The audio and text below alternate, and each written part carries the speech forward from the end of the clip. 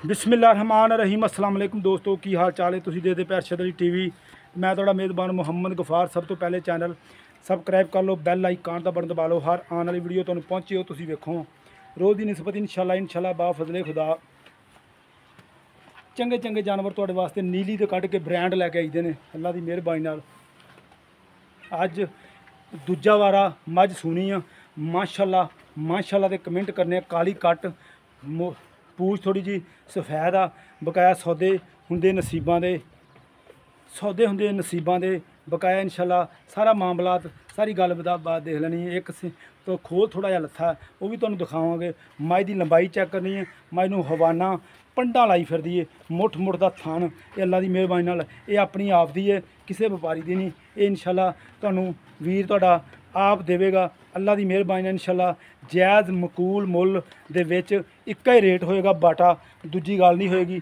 मझ cheque करनी है, वाकई दुध पुत्तर वाली मझ पुट्ठा चौड़ा बरीक एक हड्डी वाली, उदा ही पंडा दे हवाने है माशाल्लाह। देख लो थान देखना, वंडा देखनिया माशाल्लाह। दिन अज 2 दिन, अज 31 तरीक है, 2 दिन बाकी है मझ दी दिन पूरे होने च। बकाया उस तो उत्ते भी दिन लवेगी इंशाल्लाह। मझ दियां गारंटियां सारियां तसल्लियां, थना दे वाधे घाटे छट्टा फुआर सारी गारंटी होगी इंशाल्लाह।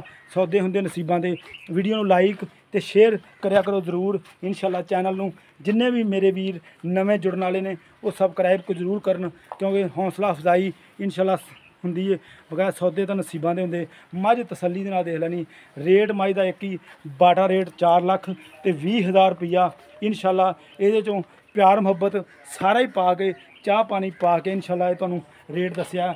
मझ देख लैनी है तसल्ली नाल। वाकई कमेंटां च भी दसना भी गफार ने रेट बिल्कुल जायज़ मकूल मंगया, ज़्यादा नहीं मंगया। 4 लाख ते 20,000 रुपया ये इंशाल्लाह मझ। आ देख लो मझ इंशाल्लाह दुध वाली 2 दिन अजे ये सून च दिनों तो रहिंदे ने। बकाया ये 2 दिन वध लै जावे या अज ही सूह पवे, बकाया ये तुसीं देख लेना तसल्ली नाल।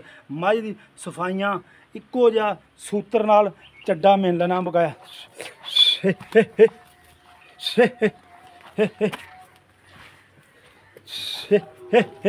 देख लो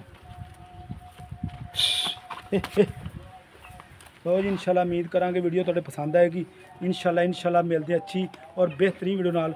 अल्लाह निगहबान, पाकिस्तान जिंदाबाद।